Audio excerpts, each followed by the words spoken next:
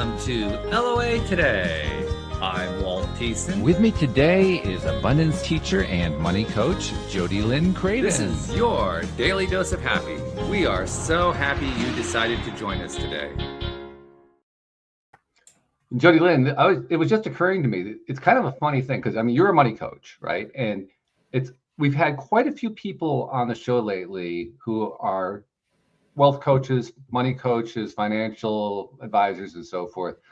The thing that's really interesting is they're all coming to the Wednesday show that you're on. I know. They don't come to the Monday show. Yeah. Now figure that one out. That's got to be law of attraction. That's all I can figure. But I mean, totally. What are the odds? It's alignment. It's alignment. Yeah, exactly. That's what it is. And it's a very appropriate thing. Yeah. Yeah. So we're going to dive in a little bit more today with particularly with wealth-related stuff with our guest, Therese Nicklas, who's joining us from the Boston area. I didn't say that right. It's the Boston area. Excuse me. No, you did fine. You did great. Yeah, you're supposed to drop all your R's when you're in Boston. They basically removed R from the alphabet about 150 years ago, and it's been gone ever since. I know. It's interesting that happened. I don't know how that happened. I don't know either, but it does. It creates a very unique kind of a litmus test, right? If there's no R, okay, I know where you're from. Yeah, I hear it all. I don't, and I don't even hear the accent anymore. I'm sure I hear it from like Hartford. I can tell when people are from other parts of New England because they pronounce their R's. Yeah, right. Exactly. It's just perspective, That's right. It's all about your perspective. Absolutely. So speaking of perspectives, we need to, first of all, know what yours is. So give us a little bit about your background and how you ended up doing what you're doing. And in particular, one thing that you mentioned on your website is that I think the headline says dramatic life events are confusing and frightening. In other words, people often encounter major lifestyle situations and changes and so forth. And I'm going to bet that you went through at least one, and that was an inspiration for what went onto the website. So when you tell the story, include whatever that was. Okay. Well, actually, I've gone through many different transitions. I think I have job ADD. I've always been in the same field, but I've made a lot of moves around the industry, and most of them have been good moves. Most of them have been growth related. So that's been a good thing. But I've always been a seeker and, having more questions than answers. And one of the questions that has always kind of gnawed at me is how is it that some people succeed wildly while others fail miserably? Why is it you can be in the exact same environment, have the same opportunities? And I saw it in my family. These were people that were raised in the same household, and some were just a disaster and others were flourishing. Why? And I've done a lot of study on it. I've done a lot of soul searching on it. And it's really comes down to your mindset, because your mindset drives your decisions. Totally. And it's just so interesting to me how some people make, one set of decisions. And even though they see somebody making progress in a certain area or doing things a certain way, but they just want to buck the tide all the time. I think we're going to like her, Jody Lynn. What do you think? I agree. Yeah, I think so. Cut from the same cloth, Terry. Really. And, money is an energy, and it is something that a lot of people don't like to talk about, which, again, I find very interesting because it's just a tool. But most people give it way more authority than it really should have. Agreed. And I think that when they do that, they either become obsessed with getting money or they're obsessed with repelling money. It seems like there's very few people that just kind of hit that neutral spot. And if you are a person that's lucky enough to hit the neutral spot, you're the one that will flourish, because you're not giving this tool any more personality than it needs. I always find it fascinating that so many people who are very successful pay so little attention to money. Well, sometimes I think, Walt, they pay attention to it in a different way. They just pay attention in a way that we don't recognize because they're not giving it a lot of energy. It's like the money is a tool. It's like, how much attention do you pay to the hammer in your toolbox? but when you need it, you know it's there. And that's their mindset around money. It's like they know how to make it, they know how to save it, they know how to invest it, and they know how to share it. And to them, it's just a tool. So what were some of the trials and tribulations you went through that help inform your understanding and help you come to some decisions about what the real reasons were, why some people were successful and other people not so successful? Well, great question, Walt. So in my family, my paternal grandmother was my role model, even though at the time, like as a little child, I didn't realize it, because we always learn our lessons later. It's like, you see them in your dreams and things come back to you and you say, oh, that's where I got that information. But my grandmother and grandparents and my father, they moved here, immigrated from Sicily in the late 1920s. And so right before the Great Depression, and my grandmother was someone who was just like a whiz at handling money, and she didn't have any. And I always found that fascinating. Money was not a stress for her. And I'm talking Great Depression, where people were, in dire straits, and she never worried about it because she had confidence that she would always be able to provide more than enough. Now, I'm not talking millions of dollars more than enough, but it was always like enough more that she could share. And she always had money for charity. That was her way of showing gratitude. And just also in the back of her mind, I like to put to the back of my head, but in the back of her mind, that was her belief that if you could share, then you always had enough, or you always had more than enough.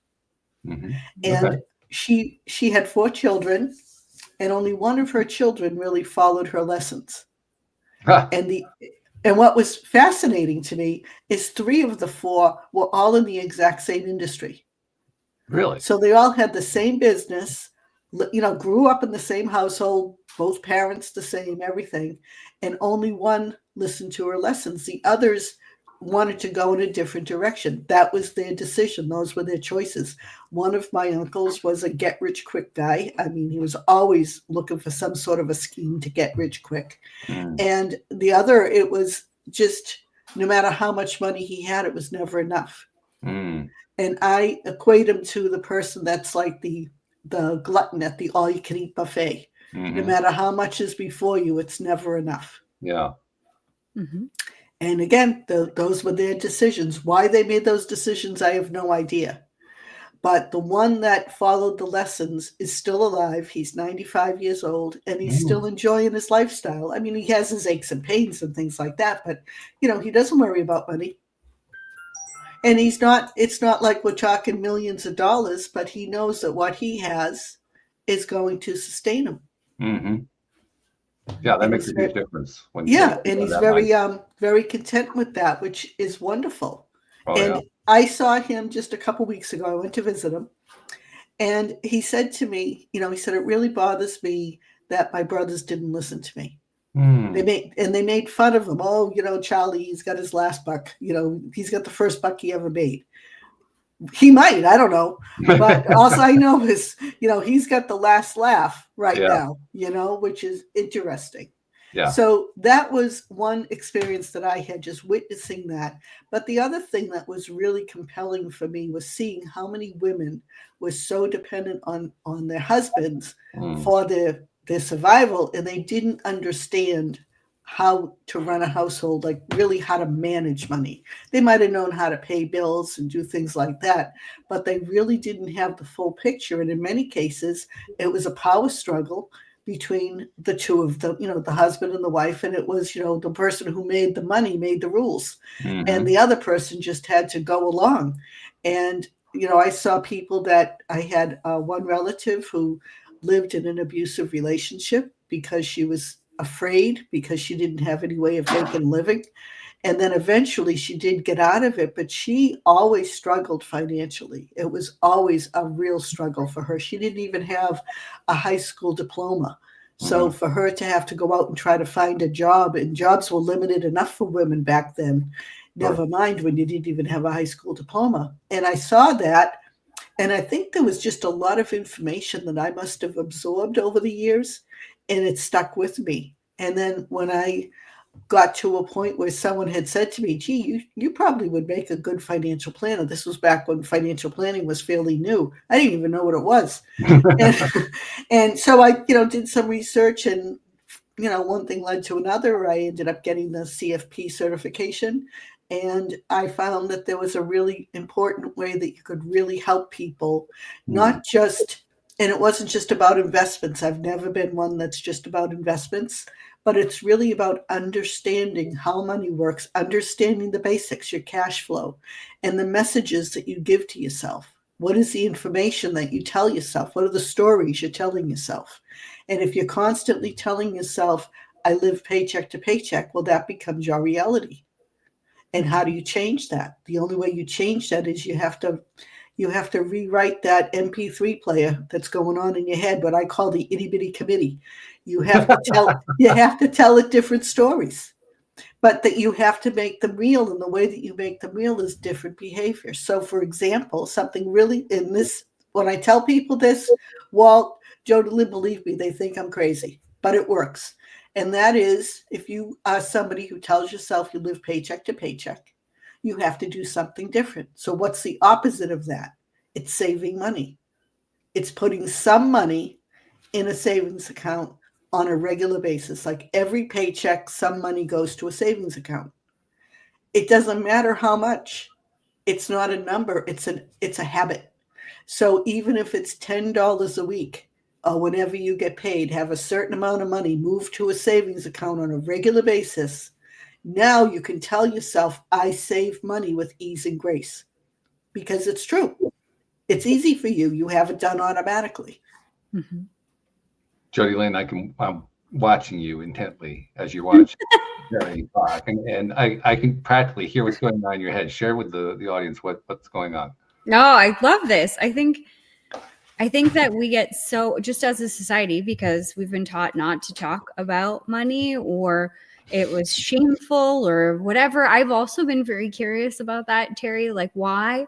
And even I talked to my friends, and, I was just doing this trust course, and we were talking about our relationships with our parents and their money. And I'm obviously my parents' financial advisor. So from 26 years old when I started, I've known their financial picture down to the penny, because that was my job. But we've always talked about money in our family, maybe not the exact numbers, but I found it quite interesting that my friends didn't have the same experience with their parents. And, when I look at my parents' relationship between each other and how they deal with money, I'm like, I don't want that. I don't want the same fears or, whatever. There's, different things going on. So it's been interesting to witness not only our individual actions, but also our individual perspectives on like, why do I do that? So you're speaking my language, Terry. I love that. Now, may I ask, Jodlyn, how old are your parents? My parents are 75 and 72 today. Okay. Today is my dad's birthday. Yeah. Oh, happy birthday. Happy birthday. Thanks. Well, that's interesting, because they're not quite like they're baby boomers, but they're not quite the World War II generation like my parents. But they probably were taught by people who either went through the Depression or were at the tail end of the Depression. Yeah. And I think I'm not exactly very well versed in how Canada was built and how everything happened, but both my parents come from immigrant families, and they're first generation. So their parents, or at least one of their parents, at least on both sides, came from either Ukraine or from Austria, and then came here. And when they came here, they were promised so much, the golden goose, don't bring your tools, you don't need anything, and then almost starved to death if it wasn't for the Native American people in the area where they landed. Really? Wow.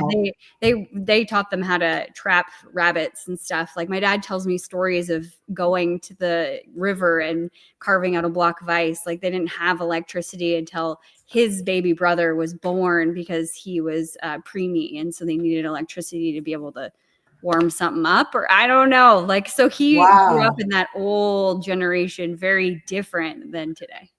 Wow. That's amazing. Mhm. So do you have Native American blood, or your blood is all from Europe? No, Europe. Europe. German and Ukrainian. Wow. Yeah. But I was born in Canada. You were born in Canada. Yeah. Yeah, I was born in the U.S. My husband has Canadian roots. His mother's family was all from Canada. Oh, okay. And we just found that out because I've been doing the ancestry, and he thought that all of his ancestors were from Europe, but they weren't. So I went back, I think it was 7 generations on his mother's side, and I didn't find any connection to Europe at all. They were all in this one small area of Eastern Canada in the Quebec province. And when I did the research on it, I found that area, that general area, had been Native American land. And I'm trying to get more information, but it's really hard to find. It is. Yeah. Very difficult. But what you're talking about regarding the connections from the Great Depression era, regardless of what your ancestry is, there's a lot of people who can identify with that. My own parents grew up, my parents were Depression era children as well, and they were very adversely affected by it. My extended family, overwhelmingly affected by it. And didn't have that. You talked about the mindset. My family didn't have that mindset, and it showed in the results. That is an interesting thing, because it's interesting to me anyway. I'm not sure if it's interesting to everybody, but it's certainly interesting to me because I am one of the few in my family who decided to become an entrepreneur. And among those who did decide to become entrepreneurs in my family, they all did poorly. Some of them actually became quasi-criminal. And, really? Wow. You know, my grandfather was a slumlord. My uncle was basically in every little get rich quick con game you could think of. And when you have that kind of a background, I mean, I certainly didn't know this. I didn't think about this when I decided to become an entrepreneur. But it turns out that because of that background, I didn't really have any kind of models to follow. I had to kind of make it up as I was going along. Whereas anytime I've talked with somebody who has models to fall back on, like, family who are entrepreneurial, that sort of thing, it's amazing. Shouldn't be amazing, but to me, it is amazing how consistently they themselves are often very successful because they have the model. Right, sure. And if you don't have the model, all you end up doing is spinning your wheels and failing. And maybe you actually achieve success one day. It's like, oh my God, where did that come from? The 10-year overnight success. Yeah, exactly. Right. In my case, more than 10 years, but I get the point. Yes. Yeah. No, that is interesting. I mean, just like anything else in life, I mean, we all stand on the shoulders of the person before us. Oh, yeah. No. And sometimes it's a good standing and sometimes it isn't, because sometimes we get the bad examples and we have these bad habits and we don't even know where they came from. And they came from just this subliminal beliefs that we have that have been instilled. And honestly, I didn't even know they were bad habits. Right. You don't know until you see the results years later and you say, how did that happen? Exactly. Yeah. And now what do I do?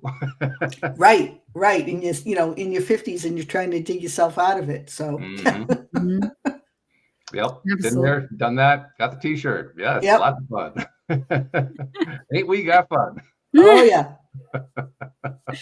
But you do learn along the way too. That's the other thing. Even if you have the non-ideal background, and even if you end up flailing around like I did, you still learn stuff along the way.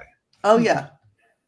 I recall when I first started learning about mindset. I did it through this podcast. I literally started the podcast because I needed help, and one thing led to another. When I first started learning how mindset, not only how it works and how shifting it works, but also what kinds of results you get out of it, that was a game changer from a mental point of view. It didn't show up physically for quite some time, but mentally, I felt, first of all, like, why the hell didn't I know this before? And secondly, what can I do about it now? And thirdly, does it really work? I didn't have any role models to follow. I literally had to stumble along finding it. But there's value in that. That's what I'm trying to point to. Even if I had to go through all that, there's still tremendous value because you do learn anyway. If you are open to learning. If you're open, you're right. Yes, you do You have to be open to it. So I'll give you a quick example of that, something that happened to me yesterday. I was supposed to meet one of the women that's in my networking group. And, we've been going back and forth with dates, and it seemed like every time we tried to get together, something would come up and it wouldn't come to fruition. So yesterday we had made a commitment. We're meeting for lunch. I wrote the time down wrong. And I never do that. I shouldn't say never, but I'd say most of the time I don't do that. When she reached out, she said, let's get together at lunchtime. Now, in my brain, lunchtime is 12 o'clock. Okay. Well, she had sent me a text and it was 11:30. So I arrived at the restaurant at 12 o'clock. She had already left by the time I got there. And she'd sent me a text. And, I was very embarrassed because she, went out of her way and was supposed to get together and it didn't work out. But you know what happened? I was getting out of the parking lot, walking through the parking lot. And there was this woman that was walking in front of me. And she was walking with like her head down, like she might have been looking at her phone. And she was an older woman. And I happened out of the corner of my eye, I saw this big SUV backing up and I pulled her out of the way. I was walking and I'm like, oh my God. And I like grabbed her and she said, oh, geez, I didn't even see that. I wasn't paying attention. And the driver was not paying attention. I don't know if the driver was looking at their phone or what they were doing, but they were clearly totally oblivious that we were anywhere near them. So now that happened. At this moment, I did not know that the woman I was supposed to meet had already left. I didn't see the text. I went into the restaurant. I'm looking around for her. I didn't see her. And I thought, oh, maybe she's running late. So I checked my phone and that's when I saw her text. And she had already left. And I thought, isn't that weird that I would make that mistake and get there at that time? And here's this woman in front of me that almost got hit by a car. Yeah. So how do you pull that together? What conclusion do you draw? My conclusion is either I'm never supposed to have lunch with this woman. Maybe. Or, for whatever reason, I was put in that parking lot a half hour later than I was supposed to be. So you could be there at a time that you really were supposed to be. Right. Yeah. Right. Mm-hmm. Yeah, it's funny how those things work out in life. And very often when we're in the midst of them, we ask ourselves, what the hell? Right. Exactly. Mm-hmm. It's not until much later we actually get the perspective to say, okay. Mm-hmm. Yeah. Yeah, but I've been much more aware of those little synchronicities, since studying like things like the law of attraction and subconscious limiting beliefs and things of that nature. It's amazing how it's like your antenna is up in a different way. Mm-hmm. Since you became aware of the idea of subconscious limiting beliefs, you find that you spot them all over the place. That's what I found. Yes. Like everywhere I went, I was seeing them all over the place. Yep. Yep. It's like when they talk about the law of attraction and they talk about, let's say you wanted to buy a new car and let's say you wanted to get a red, I don't know, whatever, Volkswagen Bug. All right. So you have a Volkswagen Bug in mind. All of a sudden, everywhere you look, you see red Volkswagen Bugs, right? Everywhere. Yeah. Yep. Your reticular activating system. RAS. Yeah, that guy. Yeah, it gets triggered. It really is amazing. Mm-hmm. Mm-hmm. It truly is. It's when you start to realize that the universe really is connected. Mm-hmm. I know. You didn't know about it. How powerful you are, or how influential, maybe influential is a better word, you are on the things that are happening outside of your control or seemingly outside of your control. You're calling these things in. Right. Yeah. But you can't control your thoughts. Yeah. So yesterday when after I got home, I was really annoyed with myself. So to your point, that you wait until, everything doesn't come together. It doesn't gel right away. I was angry with myself for making that mistake of arriving late. That's embarrassing. Sure. And then I got home and my husband said to me, gee, that was a short meeting. And I told him what happened. And he said, oh, wow, it's a good thing you were there. And that's when it started to, like, I was connecting the dots. And I said, oh, okay. Maybe there was a reason that this happened. And, meeting somebody for lunch is not the most important, moment of my day. But I thought, oh, okay. So that's when I started to like shift my perspective. And when I did that, then the rest of the day went a lot better. But up until that moment, I was like ready to chew the ass off a bear. I was so aggravated. Yeah. Yeah. Well, what you're really touching on is the importance of using mindset to look at things differently. Yes. Yes. Mm-hmm. As Wayne Dyer used to say, if you change the way you look at things, the things you look at change. Yes, Totally. exactly. Mm-hmm. And often very dramatic ways too. Yes. Yes. That's very true. So in the process of pursuing this career as a certified financial planner, you first of all, you found out that it was a thing. That was a good thing to do. And then you Yeah. decided to act on it. That was a good thing to do. And then you started doing it, engaging in it. Tell us about the experience from that point on. Well, it was very interesting that, here when I was brand new, just hanging my shingle out that anybody would even want to work with me. I mean, Yeah. it was, in some respects, I'm like, do I even know what I'm doing? But so much of this industry is really your gut. They can't teach empathy, for one thing. They can't teach common sense. It's either you have it or you don't. And so much of what we do in money management is common sense. Mm-hmm. Not so much like when you're talking about investments, which I no longer do. But when you're talking about your basics of financial planning, it's really pretty simple.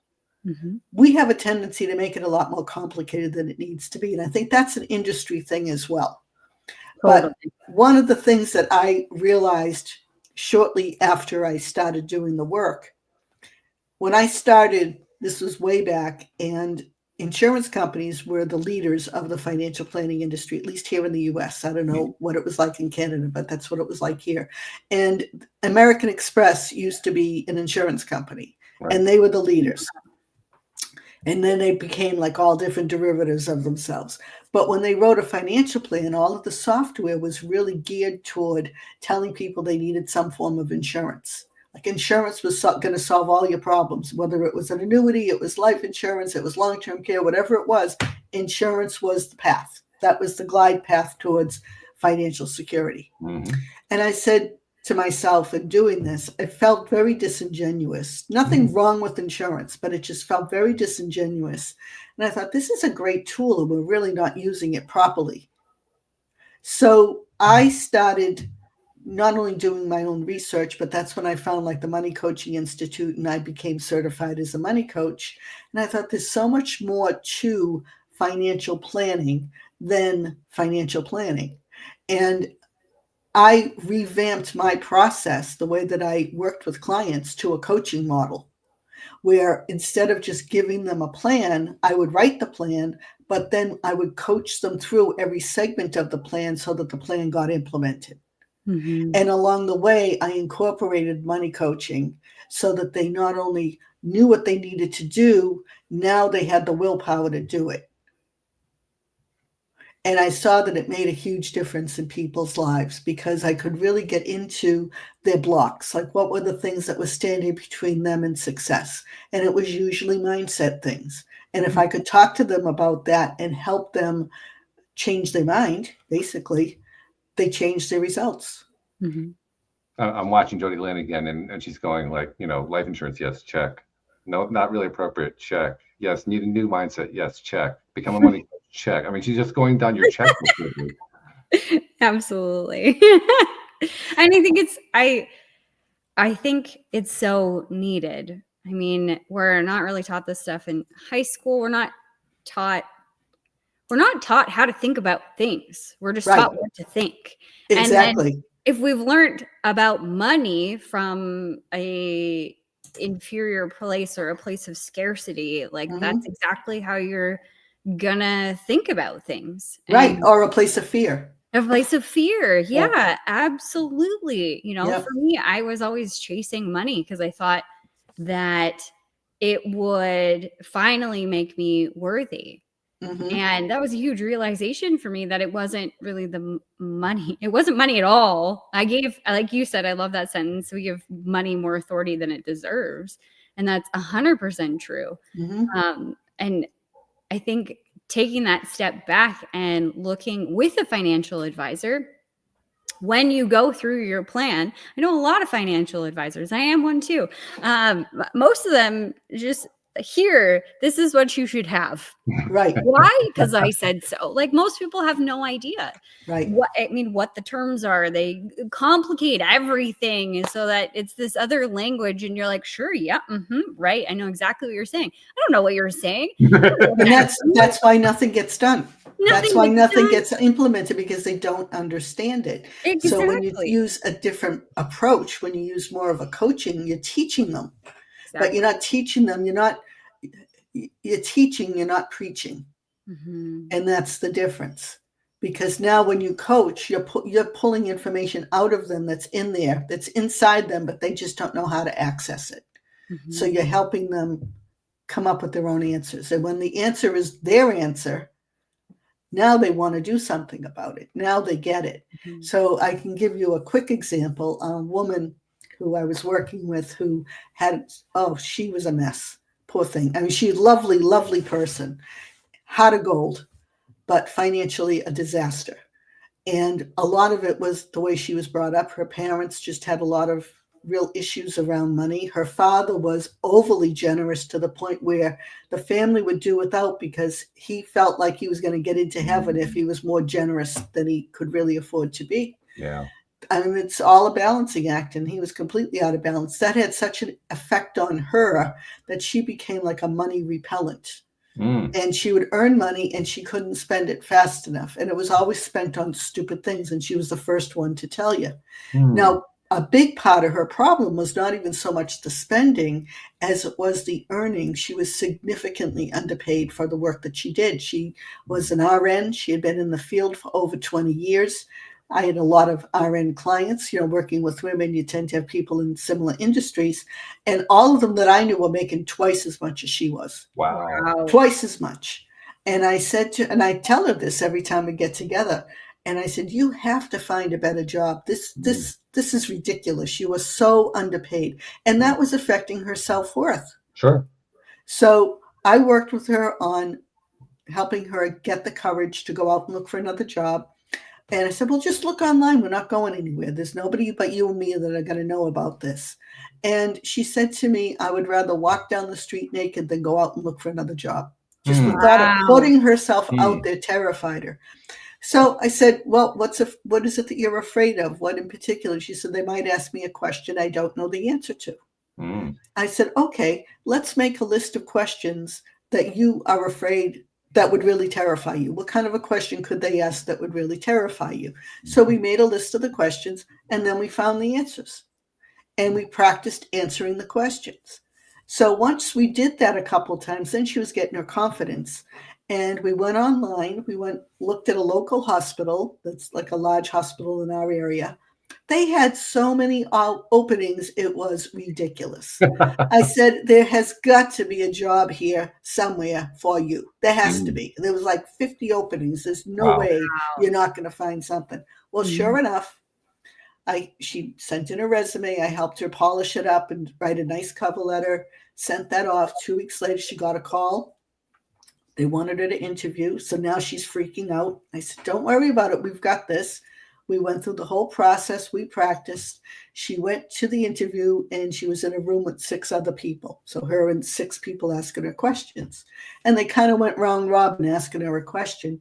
And she said to me, nearly every question they asked was on the list that we had practiced. Wow. Yep. So she, as they're asking the questions, it was like a conversation because she had practiced. It's all being prepared.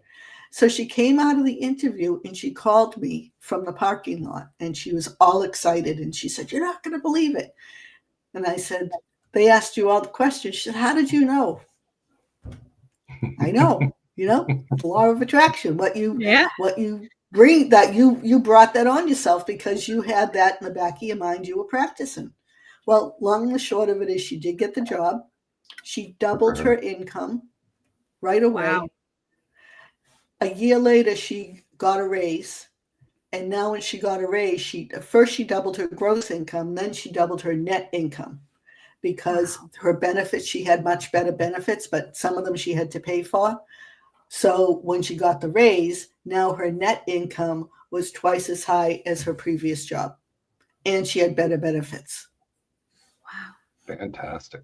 Yeah. What a lovely story. But that's all like mindset, getting Yeah. her to change her mind that going out for a job is scary. You know, And it's a what's great the worst that example of what you happens? have to do in order to change the mindset.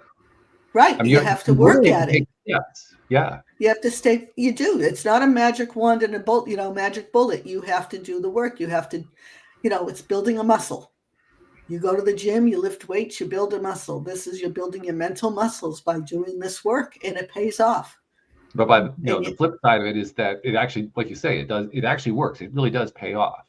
Right. It isn't something where you're just going to be spinning your wheels, wasting your time, doing this crazy mindset switching thing. Right. I mean, there may be tweaks along the way. You might be, switching your mindset in one direction. You find you have to pivot a little bit. That's okay. Mm-hmm. But you can't stay where you are because it's not working. And you just look at your results. Look at your results. What are your results? If your results aren't satisfactory, then you have to do things differently. That's all there is to it. And I hear, well, if I knew what to do, I'd be doing it. Well, let's figure that out. That's why you need a coach. That's why you need that help, because very often we can't figure it out because we have blind spots. Mm-hmm. And you invest a little bit into somebody, another professional. Sometimes it only takes a couple of months, when they can get you on a good course. Sometimes it takes longer, but it shortens your learning curve. And once people do this, and I'm sure, Jodalyn, you've seen it too, they're like, why didn't I do this sooner? I have never once had somebody say to me, I wish I waited. I haven't. I mean, it's just like, people that end up buying the life insurance and, their loved one dies and you hand them the check. I've never had someone say that's too much money. That's true. It's never happened. Never happens. Doesn't happen. So, for anyone, when they start doing something, there's work involved and there's struggle involved, but that's growth. That's part of growth. Just like a plant coming through the soil, it doesn't just spring through. It has to work its way through. It's the same kind of a thing. It's just, but make the decision, take that first step, get the help you need, because you're going to be better off in a less time. Why struggle and keep torturing yourself? Life's too short. Mm-hmm. Jodalyn, I keep coming back to you because I feel like you're the one who should be having this conversation. You guys are so much on the same wavelength with the same thing. I almost feel like the interloper here, to be honest. I love it. Well, I do have a question from your perspective, Terry. How often do you find that people are completely delusional with what's going on with their money? I'd say at least 75% of the time. Yeah. Amazing. Give us some examples of how people are delusional? Well, they will make remarks like, oh, I don't need that much money. Or, they just talk themselves into failure. Totally. They talk themselves into it's okay to fail. Yeah. And if they think they want more or they feel like they're entitled to more, then they feel guilty, like there's something wrong with me. And, there's just a struggle that goes on in their head, and they're constantly trying to talk themselves out. And I think part of it is they're afraid of all the work that's involved. Mm. So some people get in their head that, let's say you earn $100,000 and you want to earn 200, that you're going to have to work twice as hard. Not necessarily. You might just have to, get that better job, or, be a little more efficient, or just get a little more training. Mm-hmm. If you're not willing to do that, then okay, be satisfied where you are, because otherwise you're going to be miserable. But if you're not willing to do whatever it takes, and that could be learning something, developing a new skill, balancing your checkbook once a month, paying attention to things. It could be some little things. If you're not willing to do that, don't just sit around and whine about it, because you're going to drive yourself crazy. Just accept where you are. That's okay, and move on. Yeah. I'm noticing a really interesting juxtaposition that in two things that you said, Terry, because a moment ago you talked about the person who receives the life insurance check and no one has ever said that they received too much money. But then a moment later, you're talking about people who have not received money yet. They're the ones who are saying that it's too much money. Yeah. Interesting. Until they receive the money, it's too much, and then they receive it, then it's not too much. Right. I don't know if they're afraid they're going to. Part of it, I think, is they're afraid they don't know how to handle it. Mm. So if you don't know how to handle it, it's like you tend to repel it. You don't understand it. And to them, and many people, money is a foreign language. Mm-hmm. And so therefore, that would be the way to kind of internally justify saying, well, it's really too much money. Yeah, I don't need that much money. I'm fine the way I am. Okay, that's great. Then you don't need me. Yeah. Well, more than that, it's also, I'm saying that I don't need that much money because I'm afraid I can't manage it even if I get it. Right. Mm-hmm. Right. Or they're afraid it's going to take too much work and they don't want to work that hard. Mm-hmm. Or they'll never understand. So what's the point of trying? Yeah. There's that too. There is that too. And, everybody's different. There's no judgment here. Yeah. I do get frustrated when people come to me, and I'm sure, Jolene, you've had this experience too. They come to you, they complain, they tell you what's wrong, they don't have enough, they can't pay their bills, or they can barely pay their bills, or they can't save money. There's something they're in a place, they're like at a plateau. They really want to get to the next level, or they think they want to get to the next level. But when you try to walk them and take them to the promised land, they don't want to go. No. They want it to come to them, and it doesn't happen that way. Yeah. The most shocking thing, well, I guess the thing that used to shock me the most would people be like, I'm so broke, I can't put any money towards savings. And it's like, okay. And I started eventually I stopped asking that question and started doing it a different way, asking like all the line items in their budget first, and then calculating it manually in front of them, and then saying, so you've got about $2,000 a month left over. And they're like, what? How much of that can you save? Well, I don't feel like I can save any of it. Where is this money going? Right. And for me, one of my big wake-up calls are around the perception of money and my mindset around money, because I was a financial advisor before like my financial career started, and I got into personal development and started learning and growing and things like that. They were kind of side by side, but I wasn't teaching it at that time in any capacity. And I remember when I started I'm a channeler, so I'm very spiritual, and I started to get these downloads on different things because I just kept running into the same money blocks. I went to lots of different courses, read lots of books about money blocks. And one thing my guide said was, how about you look at the last 3 months and what you paid? And I want you to think about what you spent your money on. And I would swear to you both, bet you $1 million, I know exactly what I spent my money on because I have a budget and I'm a financial advisor. So I know exactly what I spent my money on. Yeah, no, 100% wrong. I had no idea. Looking back at the 3 months before that, I could see how delusional I was. Wow. Yeah. And I mean, it was an opportunity, or the way that I looked at it was an opportunity to choose moving forward. And I've talked about this a lot on our show. I could see I was spending, like $1,000 or something on Tim Hortons, which is like Starbucks, but not as good. I don't know. It's not as fancy. It's a Canadian thing. I don't know. I've heard that it's migrated to the States, but I have never tasted it in the US of A. So I don't know if it's any good there. But I was spending all this money and I was like, what? I don't even really like Tim Hortons. I mean, I was a coffee junkie at that time, but like I was really beating myself up over all this money that went missing with the Tim Hortons corporation here. I'm like, what's happening? And then when I really started to step back from that and just look at the what was happening in my life, like, why do I go there? When do I go there? What do I buy when I go there? And really, it all came down to a completely different set of beliefs that had nothing to do with money. It was my morning routine. Right. When I wake up in the morning, I was in a state of fight, flight, freeze. I was already reeling and I needed to be at work. And I had all this pressure of like, I need to go. So the moment my feet would hit the floor, I would feel like I was already behind.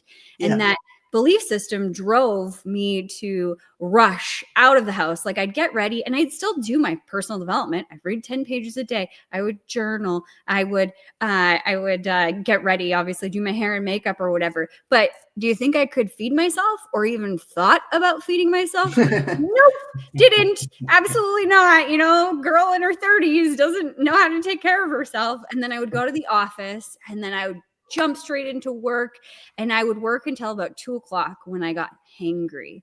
And it was like a point in my day that if I don't eat right now, I'm going to die. Yeah. And so what would I do? I would pick something that was close, fast, cheap, and easy. And that's where the money went. And so at that position or at that point, I had then had the opportunity to say, is this what I want? Yeah. You know, if you're happy with eating McDonald's or Tim Hortons or whatever, great, continue to do it. It's not like I couldn't afford it. Right. I just didn't see it coming. I was so delusional. So then I could choose it. No, I don't want to fuel my body like this. I don't want to treat myself like this. This is a bad thought process. So really diving into, why do I feel like I'm behind? Why am I pushing myself to this edge? Why do I feel like I'm the last person that needs taking care of? And like that changed everything for me. Yeah, sure. Mm-hmm. It's crazy how that works. I remember when COVID hit. My own situation. Just to give you a quick overview, Terry. I started this podcast in 2012 because my business crashed in 2008, and I never really successfully recovered. And I needed help, and so the podcast became a way to learn how to recover. But by the time the COVID epidemic hit, I had been trying to pay down all the debt that had accumulated during that time, and made some progress, but not as much progress as I would have hoped by then. And then in the midst of the first year of the pandemic, when income was drastically slashed, an amazing thing happened. I paid off the debt. And I said, how did I do that? Wow, that's amazing. How did you do it? And I had to really think. Now, I keep pretty copious records. I record everything. So I had my entire financial record. So I went through the whole thing trying to figure out what happened. And I was looking. And then finally I realized what it was. We couldn't go anywhere. We couldn't go to restaurants. We couldn't go out. That's right. That's right. And that's where the money came from to pay off the debt. It was always there. You just didn't even realize it. Yeah. It took a pandemic to tell me where it was. Yeah. That's amazing. Yeah. Oh, and man. despite the fact that the income was significantly reduced, it still was there. Mm-hmm. That's the part that blew my mind. Mm-hmm. Yeah. With the reduction in income, there was still plenty of money left over to pay down debt. Yeah. Mm-hmm. Crazy. Yeah. But that's like, Walt, that's so juicy, because that's a place where you can expand. Like I thought, like, I'm just going to rattle things and they may or may not be true, but like, let's just pretend. Maybe at that time you had thought, like, at the wage that you were at full capacity, or the income that you were making, this isn't enough. And then absolutely. It goes down to half and you pay off your debt. And then you have this huge realization that there's more than enough at half. Mm-hmm. And like keeping on with that same line, like how exciting is that you know, all of a sudden just shifting your perspective. I know things changed, but you guys stopped eating out, so there was a perspective shift there, or a line of thinking shift, because you could still get like Uber Eats and like things like that, so you could still have takeout. You just chose not to do it because you weren't going out. So you made this one seemingly insignificant choice that was like, bam, change your entire world, and now can change the complete trajectory. Because as you have more money coming in, look at how much of an overflow there is. Right. And it's a great point that you're making, but I also want to make the point that goes with it on the flip side, which is, if you have a long history of the other stuff, the stuff that says that everything is always in short supply, even when you have an event like that, you can still end up maintaining the old mindset, which I did for quite some time. Yeah. Even after, a couple of years after that really hardcore period in the pandemic, I still found myself in situations where I was saying, "There's just not enough money." Yeah. No, 2 years before, I had that experience. But was I thinking about that at the moment that I was saying that there wasn't enough money? No. You need a billboard or something to remind you. Do. Yeah, you have to have some way to just put it out front so you can see it. Oh, yeah, that's right. I forgot. Yeah, like Terry said, it's a practice and it's a muscle that you're building. And I don't think it ever ends. There's never a time where we will be fully discovered to ourselves. Right. And I think that's an important lesson for all of us, is that we continue to grow and we continue to change and we continue to see the world differently. And we can have massive influence over our trajectory, over our current reality, if we're choosing to see what's going on and interact with it and choose a new perspective to move forward with. That's why they call it evolution. Yeah. Evolution doesn't happen instantly. It happens in little incremental steps. Yeah.